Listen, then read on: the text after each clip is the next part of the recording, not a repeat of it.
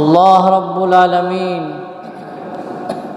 আপনাকে আমাকে মানব জাতিকে যে হায়াত নামক দৌলত দিয়েছে, জীবন নামক দৌলত দিয়েছে, এটা অনেক বড় একটা নিয়ামত,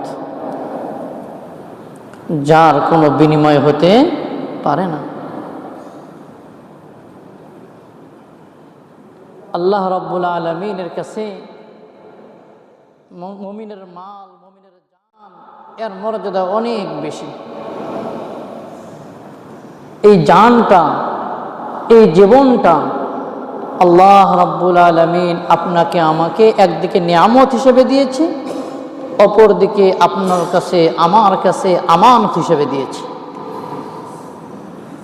জীবনটা আপনার, সেজন্য কি আপনি চাইলে ইচ্ছা মতো বিলিয়ে দিতে পারবেন? অনুমতি আছে? আপনার জীবন মনে চাইলে আপনি ছাদ থেকে লাফ দিয়ে মারা যেতে পারবেন? অধিকার আছে? আপনার জীবন মনে চাইলে বিষ পান করে আপনি আত্মহত্যা করবেন, সেই অধিকার আপনার আছে? নাই। কেন নাই? হযরত আব্দুল্লাহ ইবনে আমর রাদিয়াল্লাহু তাআলা আনহু বলেন, রাআইতু রাসূলুল্লাহি সাল্লাল্লাহু আলাইহি ওয়াসাল্লাম ইয়াতুফু বিল কাবাতি ওয়া হুয়া ইয়াকুল। আব্দুল্লাহ ইবনে আমর রাদিয়াল্লাহু আনহু বলেন, আমি নবীজিকে একদিন দেখলাম বাইতুল্লাহর তওয়াফ করতেছে, আর বলতেছে, বাইতুল্লাহকে লক্ষ্য করে বলতেছে, মা আতয়াবাকি ওয়া আতয়াবা রিহাকি, মা আযমাকি ওয়া আযমা হুরমাতাক। হে বাইতুল্লাহ,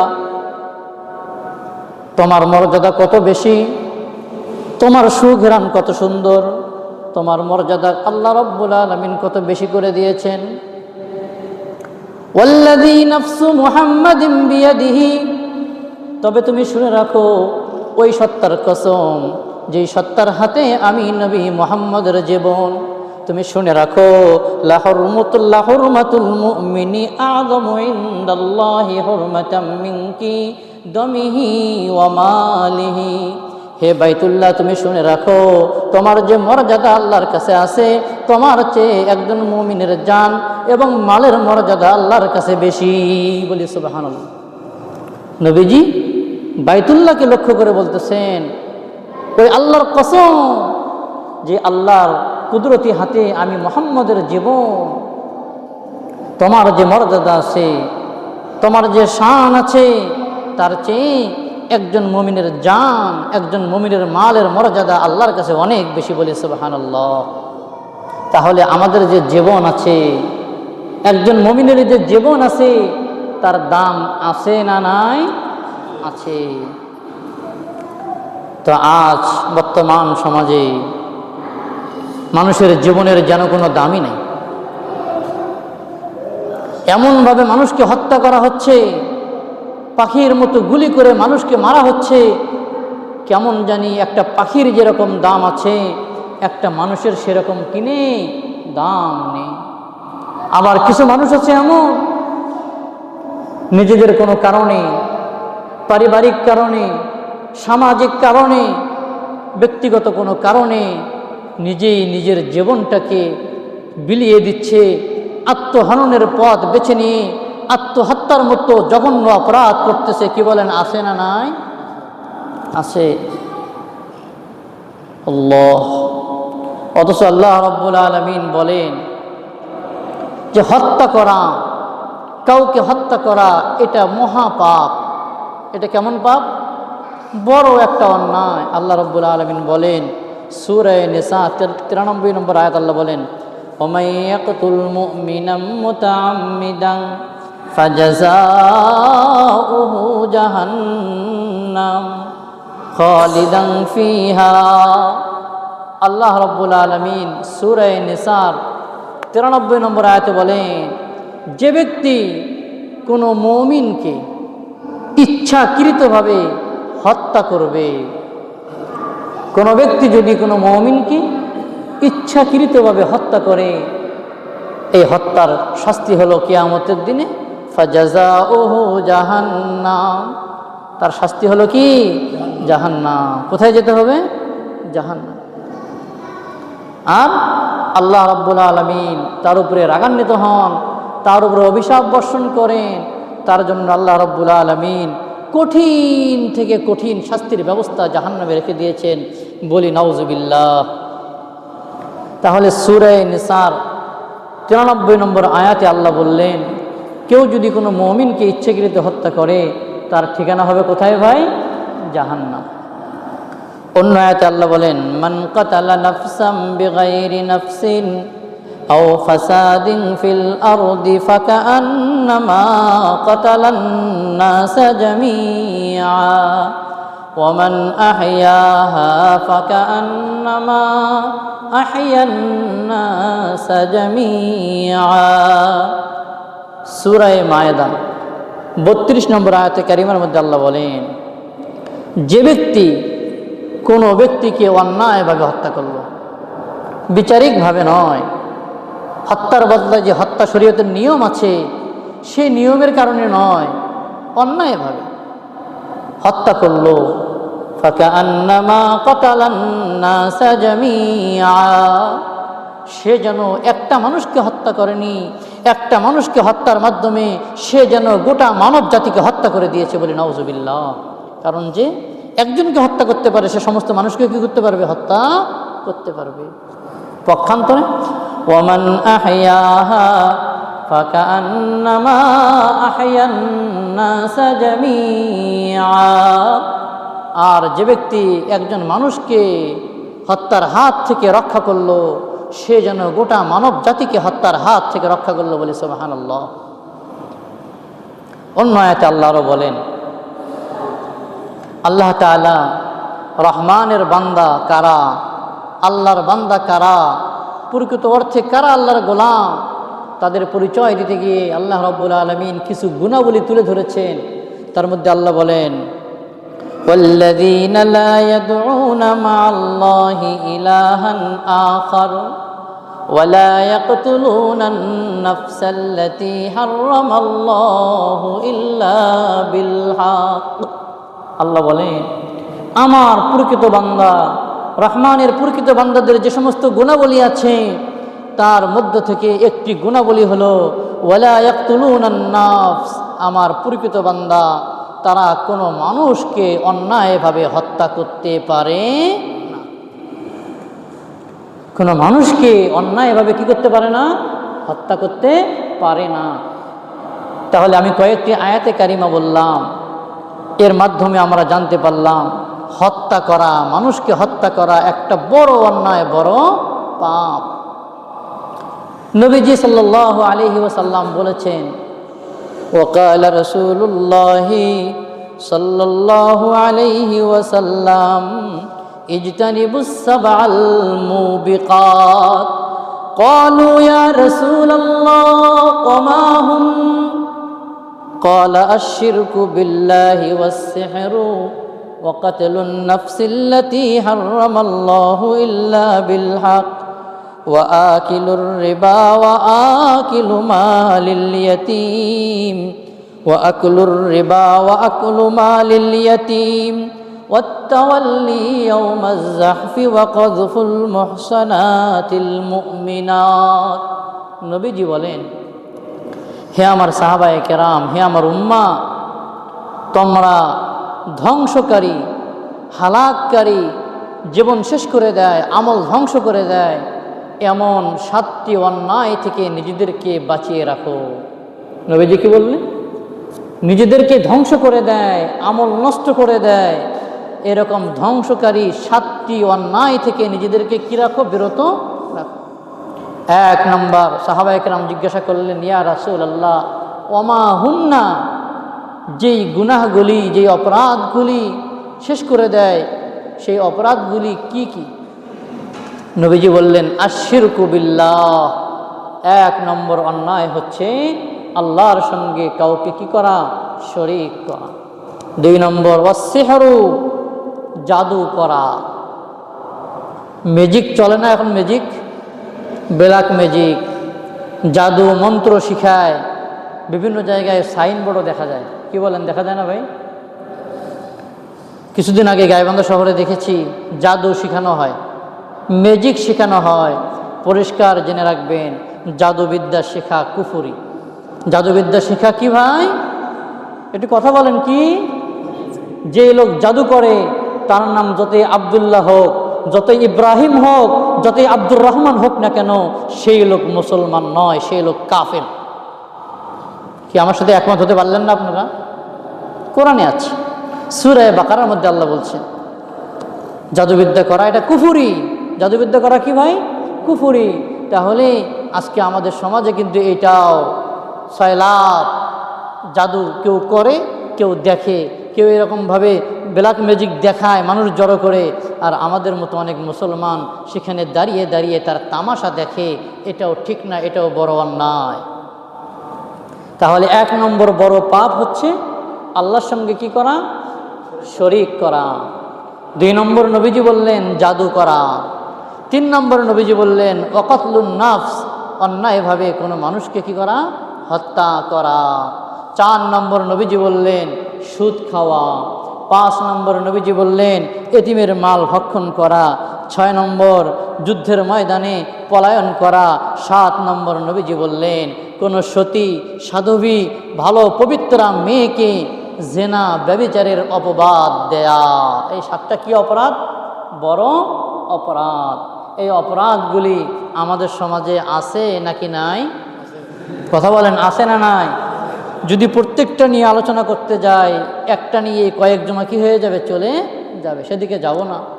আজকের যে আলোচ্য বিষয় হত্যা করা, নবীজি বললেন 7টি অন্যায় আছে, যে 7টি অন্যায় মানুষকে ধ্বংস করে দেয়। তার মধ্যে 3 নম্বর যেটির নাম নবীজি বলেছেন সেটি হলো অন্যায়ভাবে মানুষকে কি করা? হত্যা করা। সেই হত্যা দুনিয়াতে চলছে নাকি চলে না? খুব বড় কোনো বিষয় নিয়ে হত্যা হয়, অনেক সময় ছোট থেকে ছোট বিষয় নিয়েও কি হয়? হত্যাকাণ্ড ঘটে। সামান্য জমি নিয়ে একটু ঝগড়া শুরু হয়েছে, জমি নিয়ে একটু ঝামেলা শুরু হয়েছে, সেই জমিনের সম্পত্তির ঝামেলাকে কেন্দ্র করে ভাতিজা চাচাকে হত্যা করেছে, চাচা ভাতিজাকে হত্যা করেছে, সন্তান বাবাকে হত্যা করেছে। এমন ঘটনা ঘটছে না ঘটে নাই? অনেক অনেক ঘটে। সামান্য জমিনকে কেন্দ্র করে ভাতিজা চাচাকে হত্যা করতে দ্বিধাবোধ করে না, চাচাও ভাতিজাকে হত্যা করতে দ্বিধাবোধ করে না, ভাই ভাইয়ের মাথায় বাড়ি মারতে কি করে না? কোনো চিন্তা করে না। যেন ওই 1 শতক জমিনের চেয়ে, ওই 1 টুকরা জমিনের চেয়ে ওই মানুষটার মূল্য অনেক কম। বিষয়টা এমন কি এমন না? এটাতে গেল জমি জমা নিয়ে।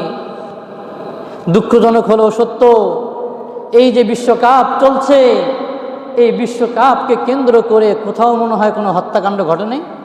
কি বলেন আপনারা, ঘটছে?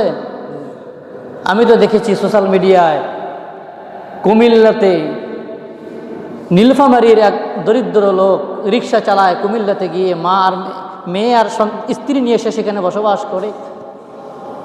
পত্রিকায় এসেছে, সোশ্যাল মিডিয়ায় এসেছে, যেদিন আর্জেন্টিনার খেলা হলো মিশরের সাথে, ওই লোক মিশরের পক্ষে ছিল। আর্জেন্টিনা সমর্থকরা যখন আর্জেন্টিনা গোল খাচ্ছিল, মিশরের সমর্থক ওই রিক্সাওয়ালা একটু আনন্দ উদযাপন করছে। একটু কি উদযাপন করছে? আনন্দ উদযাপন করছে, বা সে একটু মস্করা করছে। সেটাকে কেন্দ্র করে ওই আর্জেন্টিনার সমর্থকরা তাকে পিটিয়ে হত্যা করেছে। নাউজুবিল্লাহ। ভাইরে, কিসের খেলা? কি আছে এর মধ্যে? এত উত্তেজনা, এত কিছু, একজন মানুষকে পিটিয়ে হত্যা করতে হবে? কোথায় আছে এটা? কোথায় আছে বিবেক? কোথায় আছে মানবতা? এই খেলা নিয়ে আজকে আমরা সবাই পাগল। ওই খেলা দেখা অবস্থায় যদি আপনার মউত চলে আসে, কি জবাব দেব আমরা আল্লাহর কাছে? এটা তো গেল অন্যকে হত্যা করা। আবার এই খেলাকে কেন্দ্র করে নিজেকে কন্ট্রোল করতে না পেরে নিজের জীবনও বিলিয়ে দিয়েছে, আত্মহত্যা করেছে। এমন যুবক যুবতীও মনে হয় বাংলাদেশে নাই। কি বলেন আপনারা, আছে না নাই? ছাদ থেকে লাফ দিয়ে মারা গেছে। আত্মহত্যা করেছে, এমন আছে না নাই? কিসের খেলা, কিসের পাগল আমরা হলাম? নিজের জীবনকে একটা খেলার জন্য বিলিয়ে দিচ্ছে। হাইরে পাগল! যদি হতো তোমার দেশের খেলা, তোমার নিজের এলাকার খেলা, তাও না হয় কিছুটা মানা যেত। কই, কোন দেশের ইহুদিরা খেলে, বিধর্মীরা খেলে, তাদের জন্য জীবনকে বিলিয়ে দিচ্ছে। অথচ আল্লাহ রাব্বুল আলামিন বললেন, ওয়ালা তাকতুলু আনফুসাকুম, তোমরা নিজেদেরকে হত্যা করো না, এই অধিকার তোমাদের নাই। তোমার যে জীবন আছে, সেই জীবনটা আমার দেয়া জীবন, তোমার নিজের জীবন নয়। কি বলেন আপনারা? আপনার আমার যে জীবন আছে, এটা মালিককে আমি না আল্লাহ? এটা চিল্লায় বলেন কে? এই জীবন আপনার আমার কাছে আল্লাহ কি দিয়েছে? আমানত দিয়েছে। কি দিয়েছে ভাই? আমানত হিসেবে দিয়েছে। সেই জীবনকে যেখানে সেখানে আপনি আমি বিলিয়ে দিতে পারি। মুমিন যদি জীবন বিলিয়ে দিতে হয়, একমাত্র আল্লাহর পথে জিহাদ করতে গিয়ে, আল্লাহর দুশমনদের বিরুদ্ধে যুদ্ধ করতে গিয়ে, নিজের বুকের তাজা রক্ত বিলিয়ে দিয়ে, নিজের জীবনকে বিলিয়ে দিয়ে শাহাদাতের অমীয় সুধা পান করতে পারে। এর বাহিরে মুমিন কোথাও জীবন বিলিয়ে দিতে পারে না। আল্লাহ রাব্বুল আলামিন কোরআনে বলেছেন, শোনো, তোমার এই জীবন তোমার নয়, এই জীবন আমি আল্লাহ কিনে নিয়েছি। ইন্নাল্লাহা আশতারা মিনাল মুমিনিনা আনফুসাহুম ওয়া আমওয়ালাহুম বিআন্না লাহুমুল জান্নাহ। আল্লাহ বলেন, শোনো, আমি আল্লাহ তোমাদের কাছ থেকে দুইটা জিনিস কিনে নিয়েছি জান্নাতের বিনিময়ে। কিসের বিনিময়ে?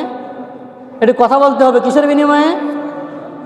জান্নাতের বিনিময়ে আমি আল্লাহ তোমাদের কাছ থেকে দুইটা জিনিস কিনে নিয়েছি। আমরা কে কে জান্নাত চাই? জান্নাত চাই তো সবাই ইনশাআল্লাহ? আল্লাহ তাআলা সবাইকে জান্নাত দান করুক বলে আমিন। তো জান্নাত যদি চাই, আল্লাহ জান্নাত এমনি দেবে না। জান্নাতকে আল্লাহ তাআলা কোরআনের মধ্যে বলছে, জান্নাত হলো একটা মূল্য। জান্নাত একটা কি? মূল্য। মূল্য। দোকান থেকে মাল কিনি, কি দেই আমরা? মূল্য দেই না? টাকা দেই না? পেমেন্ট করি না? তো জান্নাত একটা পেমেন্টের মাধ্যম, একটা মূল্য। জান্নাত দিয়ে আল্লাহ রাব্বুল আলামিন আপনার কাছ থেকে, আমার কাছ থেকে কিছু একটা কিনেছেন। কিছু একটা কিনেছেন। আল্লাহ নিজেই বলছেন। কি কিনেছেন? আল্লাহ নিজেই বলেন, ইন্নাল্লাহা আশতারা মিনাল মুমিনিনা আনফুসাহুম ওয়া আমওয়ালাহুম। আমি আল্লাহ তোমাদের কাছ থেকে দুইটা জিনিস কিনেছি। এক নম্বর, তোমাদের জীবনটা আমি কিনেছি। আমাদের জীবনটা কে কিনেছে? আর কি কিনেছে? ওয়া আমওয়ালাহুম, তোমাদের মালগুলিও আমি আল্লাহ কি করেছি? কিনে নিয়েছি। তো আমাদের জীবনটাও আল্লাহ কিনে নিয়েছে, আমাদের মালটাও আল্লাহ কি করেছে? কিনে নিয়েছে। কি দিয়ে কিনে নিয়েছে? একটু কথা বলতে হবে। কি দিয়ে কিনে নিয়েছে? জান্নাত দিয়ে। কি দিয়ে? জান্নাত দিয়ে। তাহলে যারা আমরা জান্নাতে যেতে চাই, জান্নাত পেতে চাই, জান্নাত তো আল্লাহর, আল্লাহ সেই জান্নাত আমাদেরকে দিয়ে আমাদের কাছ থেকে আমাদের জান আর আমাদের মালটা কি নিয়েছে ভাই? কিনে নিয়েছে। তো আমরা হলাম জান আর মালের বিক্রেতা, আল্লাহ হলো ক্রেতা। আল্লাহ কি ভাই? ক্রেতা। আমি একটা উদাহরণ দিই আপনাদেরকে। আপনার একটা দোকান আছে, সেই দোকানে গিয়ে আমি 10 কেজি চাল কিনলাম আপনাকে 1000 টাকা দিয়ে বা 500 টাকা দিয়ে 10 কেজি একটা চাল আমি কিনলাম, চালের বস্তা আমি কিনলাম। চালের বস্তাটা কেনার পরে আপনাকে বললাম, চালের বস্তাটা একটু রেখে দেন, আমি 2 দিন পরে এসে নেব। কি বলেন? বলতে পারি কি পারি না? বললাম। এখন দোকানদার যদি সেই চালের বস্তাটা আবার অন্য কোনো গ্রাহকের কাছে বিক্রি করে দেয়, সেটা কি সঠিক হবে না ভুল হবে? একটু কথা বলেন, সঠিক হবে না ভুল হবে? ভুল হবে, অন্যায় হবে। কেন? কারণ ওই চালের বস্তা টাকা দিয়ে আমি কিনেছি, আমার চাল আপনার কাছে আছে আমানত, আপনি কেন বিক্রি করবেন? তো ভাই, 500 টাকার বিনিময়ে যেই চাল আমি কিনেছি, সেই চাল দোকানদার যদি অন্য কারো কাছে বিক্রি করে, সেটা তার জন্য অন্যায় হয়ে যায়। কিন্তু আমি আপনি তো এরকম জান আর মালের বিক্রেতা, আমার আল্লাহ হলো জানমালের ক্রেতা। আমার আল্লাহ জান্নাত দিয়ে আপনার কাছ থেকে জানটা কিনে নিছে, মালগুলি কিনে নিছে, তো জান আর মালটা আল্লাহ যে আপনার কাছে আমার কাছে আবার রেখে দিছে, এইটা রেখে দিছে আমানত হিসেবে। কি হিসেবে রেখে দিছে? আমানত হিসেবে রেখে দিছে। তার মানে এই জানটাও আল্লাহর, এই মালটাও আল্লাহর। এই জানকে, এই মালকে যদি আমি খেলার পেছনে শেষ করে দেই, অন্য কোনো কিছুর পেছনে শেষ করে দেই, আল্লাহর রাস্তা ছাড়া অন্য কোনো কিছুর পেছনে, যেখানে আল্লাহ নিষেধ করেছে, যেখানে আল্লাহ এরকম গুনাহের কথা বলেছে, এখানে গুনাহ আছে, এখানে অন্যায় আছে, এখানে ব্যভিচার আছে, এখানে অশ্লীলতা আছে, সেটার পেছনে যদি আল্লাহর দেয়া সেই আমানত মালকে আমি খরচ করি, আল্লাহর দেয়া সেই জানকে আমি এরকমভাবে আত্মহতি দেই, জানকে এরকম শেষ করে আত্মহত্যা করি, তাহলে আমি বড় খেয়ানত করলাম। এর বিনিময়ে আল্লাহ আমাকে আর জান্নাত দিবে না, জান্নাত ছিনিয়ে নিয়ে আল্লাহ তাআলা আমাকে জাহান্নামের মধ্যে দিয়ে দিবে, বলি নাউজুবিল্লাহ। তাহলে ভাই, আল্লাহ হলো জান্নাত দিয়ে আমাদের জান আর মাল কিনে নিছে, কিন্তু এই জান আর মাল আমরা অন্য কোনো কিছুর জন্য বিসর্জন দিতে পারি না। কি বলেন? দিতে পারি?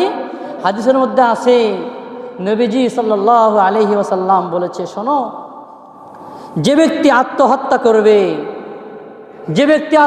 করবে সে চিরকাল জাহান্নামের মধ্যে থাকবে।